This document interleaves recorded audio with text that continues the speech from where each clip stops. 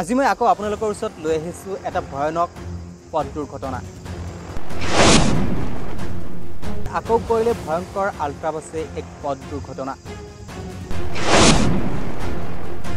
এই পথ দুৰ্ঘটনাৰ সংঘটিত হ'ল নামনি অসমৰ দৰংগিৰিত।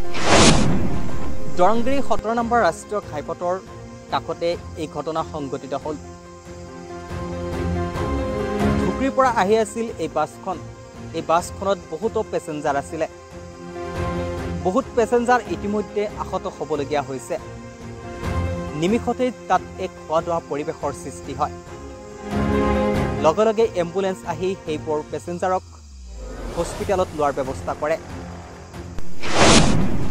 বহুতো ক্ষতিসাধন হ'ল এইখন আল্ট্ৰাবাছৰ। এই আল্ট্ৰাবাছখন আছিল গুৱাহাটী অভিমুখী বাছ। যিহেতু আপোনালোকে গম পায় বৰ্তমান সময়ত কিমান ই ৰিক্সা প্ৰচলিত হৈছে, আৰু এই ই ৰিক্সাৰ ফলতে আজি দেখা পোৱা গ'ল এই ডাঙৰ ঘটনাটো। এই ঘটনা সংঘটিত হৈছে এটা ই ৰিক্সাক বচাবলৈ গৈ। ই ৰিক্সাৰ কাৰণে আজি বিপদত পৰিলে এই বাছখন। এই আল্ট্ৰাবাছত যিসকল পেছেঞ্জাৰ আছিল তেওঁলোকৰো যেন মনত এক অশান্তিয়ে বিৰাজ কৰিছে। আজিৰ এই প্ৰতিবেদনটো অকল আপোনালোকৰ কাৰণে।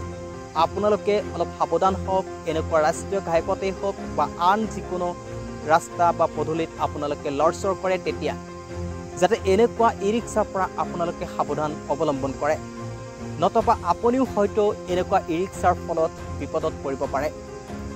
এই ভিডিঅ' ফুটেজ যাৰ পৰা সংৰক্ষণ কৰিছোঁ তেখেতৰ মুখৰ পৰা জানিব পৰা মতে এই এক ভয়ানক দৃশ্য, কিন্তু এই ভয়ানক দৃশ্যটি সংঘটিত হ'ল এটা ই ৰিক্সাৰ কাৰণত।